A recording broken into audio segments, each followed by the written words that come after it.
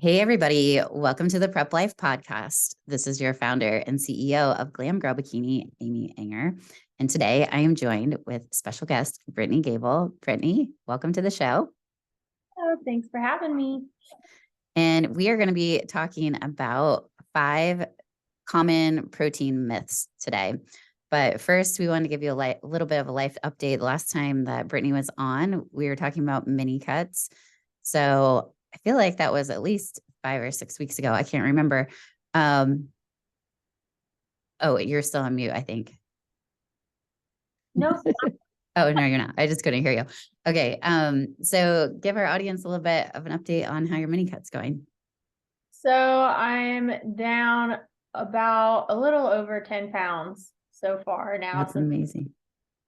And I've got about 5 more pounds to go for my goal to get to the lake. And yeah, it's just been going good. I'm just following everything every day and just marking off things, trying to like beat my steps every week. And um, I have cardio on on the Stairmaster now, and so it tells me at the end like how many floors I hit. So I try to get at least 1 or 2 more floors, so I know like I'm trying to increase my intensity each time.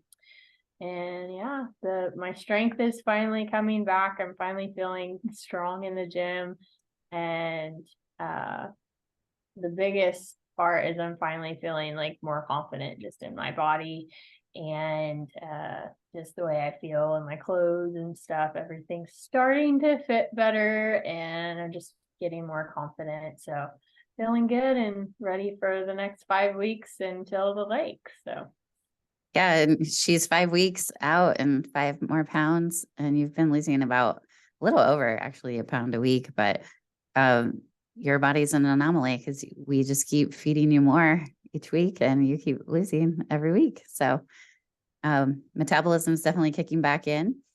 So before we hop into our protein myths, we wanted to announce a challenge that we're doing. This is unlike any other challenge that we've ever done before.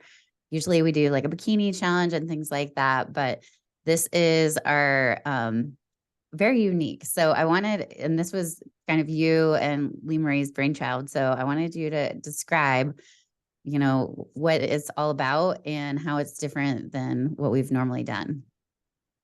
So I've just been seeing a lot of people doing like 75 hard, and I was like, that's such a good challenge, but some of the things like we don't agree with so much. And also like I was thinking this would be a great thing to challenge competitors, whether they're starting their prep, whether they're getting ready to get into a prep, or somebody that just is getting ready for summer and wanting to look good and feel good. So we always usually do a challenge in the summer. So I was like, how can we make this different and grab a little bit more attention and like wanting to do the challenge? And so I thought about this 75 hard and was like, how can we make this more bikini? How can we make this more towards like what we already do? And so we came up with the Glam Girl Grit Challenge. And so it's going to be 90 days. And it's going to give you the opportunity to completely transform your mind, your body, and your habits. So within that, you're going to do a 45-minute workout every day. You're going to do a 30-minute outdoor activity. So that can be going on a walk, going hiking, anything outside, bike rides, and then drinking a gallon of water, macros. So we'll be giving everybody a set macro point to hit every day. So we'll want them to be within those targets. And then the accountability check-in weekly. So the deadline to sign up is Tuesday, May 30th, and we're going to start it June 1st and go through August 30th. And we're going to be giving some really cool prizes away for not just the physical transformation, but also mental transformation, because this is yes, we want to have transformation. Yes, we want to have results and all those things, but we tend to like think it's really good to have mental growth too. And that does happen just by going through, a program to lose weight or to gain muscle or anything that you have to like follow that does give you mental growth. But this is going to be even like a step above that. And you'll learn a lot more about yourself, about how to, um, structure your schedule, that kind of stuff. So that way you can still get all those tasks done every day. And it's definitely doable. So, Yeah, and one of the things too that we've never done before is have them read 10 pages of a nonfiction book. So that's going to be helpful for the mental growth part as well, I think. yeah, that'll be amazing. I'm actually gonna try to do the challenge too, because I want to start reading and self-help books, anything about bodybuilding, nutrition, all that kind of stuff that would give me the opportunity to do that. And then I'd feel good because I hit my 10 pages every day. So Yeah, and it's just like daily check off tasks, so you're more in love with the process than the end result and the final product. So, switching gears, we're going to talk about protein myths, and I have to always give shout outs to where I find my information and kind of get my ideas. So, Dr. Lane Norton has a great YouTube channel, BioLane, and then also Jeff Nippard. They actually paired up for some of these questions that we're going to talk about. So I'm going to hop right into the first protein myth, and it is you can only absorb X amount of protein per meal. And we wanted to kind of debunk this. So the first thing I want to address is just absorption and kind of like what that definition is, because absorption, when people use that term, I think they're not really understanding what that actually means. So absorption is the breakdown of the molecules from the digested food materials. And you're going to absorb whatever you eat. Otherwise, you would have like basically instant diarrhea because these whole food particles would, have to be like purged out of your system. So the average person really, I think what this is kind of alluding to is like what is actually optimal, where you will utilize rather than absorb, using kind of a different term than that. What are you going to utilize the best for maximum muscle protein synthesis to occur and maximal muscle growth? So, Brittany, did you want to go into kind of like the grams of protein that people should have per serving and things like that? So they basically said the best like range is about 20 to 40 grams of protein per meal. That is optimal for muscle growth. So what that looks like, that's a big range, right? So when you have higher quality proteins that have a higher leucine amount, you're going to be able to get away with more the 20-gram range, rather than if you're like a vegan or something like that, you're going to require more like 40 grams of protein per meal for optimal muscle growth. Or say you're going to have, really any vegan protein. Otherwise, like animal proteins, whey protein, stuff like that, the 20 grams is the minimum. Yeah, and I think just making sure that all 9 essential amino acids are consumed. So our body cannot make those 9 essential amino acids. So we have to get those from sources outside of it. It's the plant, and we'll get into this a little bit more in depth, but plant sources are never complete. They never have all 9. So that's basically what we're going to get into for another myth, which is number 2. And that is basically you can't build muscle on a vegan diet. So this is definitely not true. As we mentioned, they just have to get a little bit more protein. They're also going to have to get a lot wider variety of protein sources, because certain plant-based items, they're missing 1 or 2 of the 9 essential amino acids. So it takes a lot more planning to be a vegan. It takes a lot more work. You have to be diligent on it. It's doable, but the reason why the majority of our vegans, their macros are set way higher in protein than an omnivore is that they have to get so many different sources in. And so the majority of their calories consumed are going to be strategic ways of getting different parts of that amino acid profile into their system.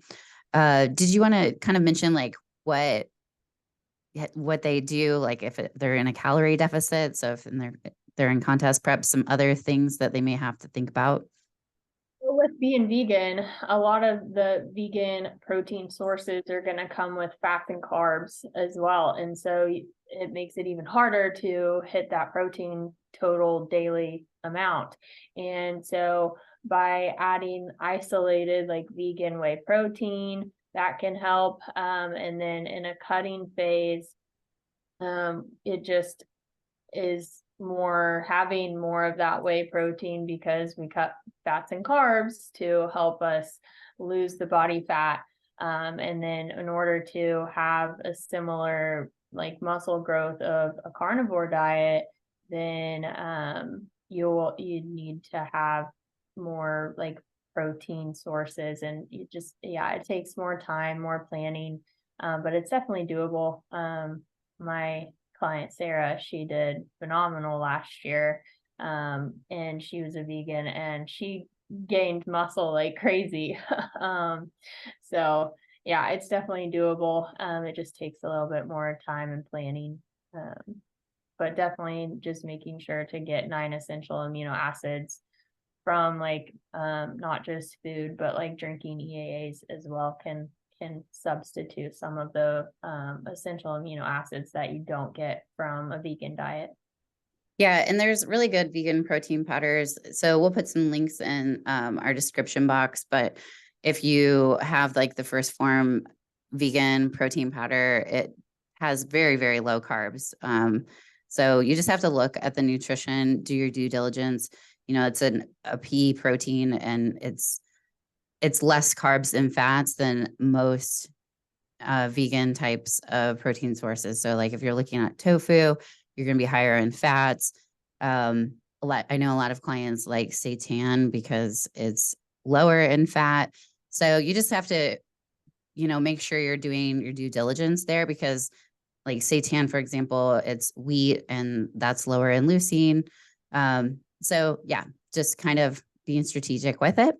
And then myth number 3 that we're going to bust is post-workout nutrition needs to be within 30 minutes because of the anabolic window. So we do have this as one of our guidelines and recommendations for our athletes. So athletes don't get confused. Yes, it is more optimal to get it within 30 minutes. But if you have, let's say, for example, if you've trained fasted, which we never recommend, then you're going to need to eat right away. You're not even going to want to wait 30 minutes. If you have eaten right before you lifted, you have some time there, a little bit more, especially if you're hitting like a shorter workout. You don't need to eat right within that 30 minutes, like 2 to 3 hours could be okay. And it's all about also just the more important big picture item is that you're getting total daily protein intake correct. So for prep lifers, we do need to be a little bit more strategic about like our pre-workout nutrition, our post-workout nutrition, if we want to maximize muscle growth. But there is some leeway when it comes to, depending on what you ate before you worked out. Any other thoughts that you have, Britt? Yeah, really. And a lot of people will just try to overanalyze these little things like what we're talking about today. And at the end of the day, as long as you're hitting your total daily protein intake, that really is what's important. But if we do want to optimize all of our results, all of our muscle growth, all that, then yeah, we do want to be a little bit more strategic with our peri-workout nutrition. So our before, or during, or after. Some people have carbs during as well. But like before and after is really important. But it's not so direly important that you have to like, oh my gosh, it's 30 minutes. I have to eat. I'm in the middle of traffic. I'm going to speed and get in an accident because I'm trying to get home and have my protein bar. Hit my anabolic window. Otherwise, I don't get the gains. They don't count. So it's not that serious as long as your pre and post workout are 2 to 4 hours between each other. And usually a workout takes an hour to 2 hours, depending on what you're doing.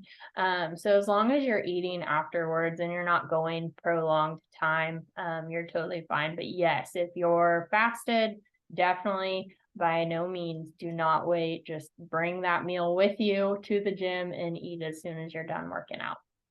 Yeah, which we really don't recommend because, and we'll get into that with actually myth number 5, but you really need that protein bolus to turn muscle protein synthesis on. It's like a switch. So getting that 20 grams at least of a high quality protein pre-workout is super important as well. Number 4, branched chain amino acid supplements are important to have daily.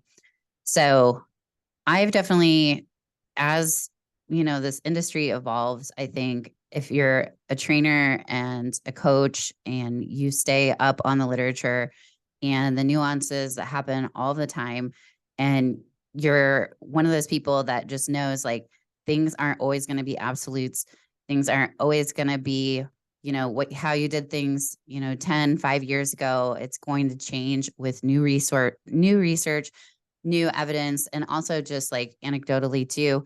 But I think a lot of the evidence that has been shown with the induction of like EAAs, which are essential amino acids, those are the 9 essential amino acids, whereas branched chain BCAAs, known as, they have 3 of the essential amino acids. So in my opinion, personally, like just with what I've seen in the science behind things, is just that I feel like EAAs, now that they've come out with those, they're more superior to the BCAAs.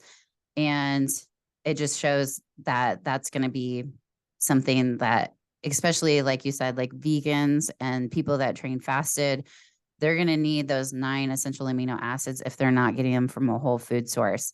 Now you can probably get away if you had like, some egg whites or something before a workout, or some whey protein, a complete protein beforehand. You probably don't even need to waste your money on them.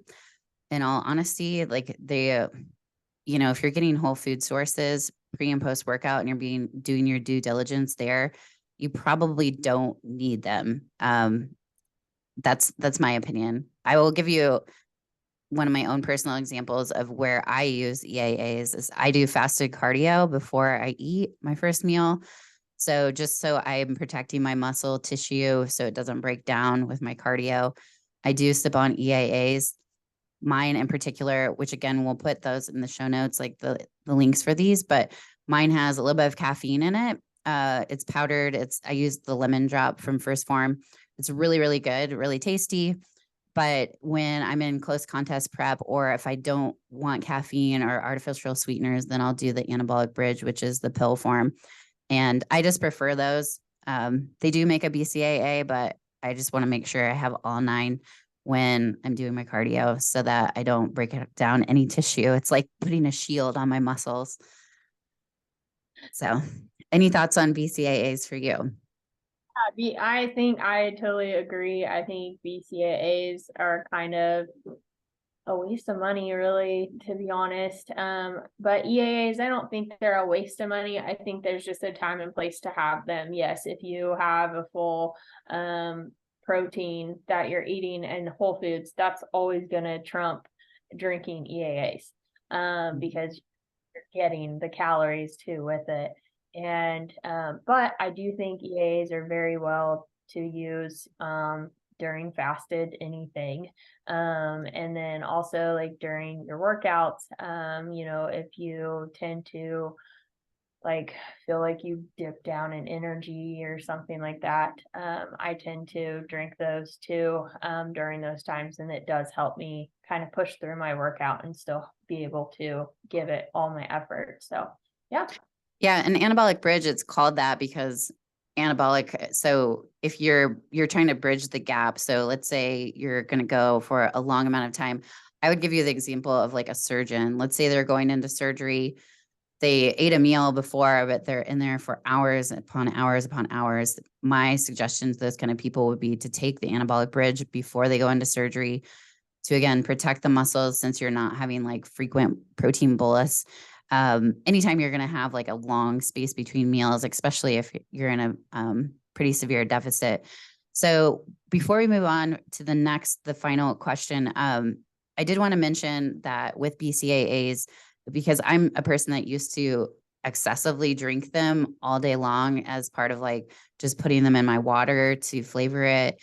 And what I found out, and I was really glad that Lacey Dunn, I don't know if you listened to her podcast, Faith and Fit, but she's a registered dietitian, and she was talking about some of the research that shows that if you're constantly drinking BCAAs throughout the day, that your body is falsely kind of spiking into protein synthesis. And then when you actually eat your whole food bolus of that protein, your spikes in muscle protein synthesis kind of like get a little bit blunted because you're constantly spiking that by drinking the BCAAs. If you really overdo it, there are certain things that can kind of happen, some negative side effects, and this is really overdoing it, but insulin resistance, liver damage, nausea, fatigue, those are all kind of side effects if you way overdo it. Okay, getting into the last myth. So essential amino acid supplements are superior to BCAAs. Yes, I obviously agree. We've talked about this like ad nauseum with like all these different protein myths. I really don't have anything else to add on EAAs because I think that we've kind of covered that. But did you have anything else? Any closing thoughts? No, the closing thought would just be make sure you hit your protein. Yeah. Long fits without protein that you're either supplementing with EAAs or the anabolic bridge, something that's going to keep you in that muscle protein synthesis. But yes, do not overdo it because you're going to regret it. Yeah. So in reality, these 5 myths, there's always some truth to everything. It's just some of it's semantics, like the way that things were worded. And so we just hopefully clarified some of those myths and debunked them as far as that goes. So with that, we will encourage you all to sign up for the Glam Girl Grit Challenge. Is it the Glam and Grit Challenge? That's a better way of saying it, right? Glam and Grit. Yeah. So sign up for the Glam and Grit Challenge. We'll have the link to sign up in the show notes. Be sure to check that out. This is your founder and CEO of Glam Girl Bikini, Amy Enger, signing off with Coach Brittany Gable. Thanks for listening, guys.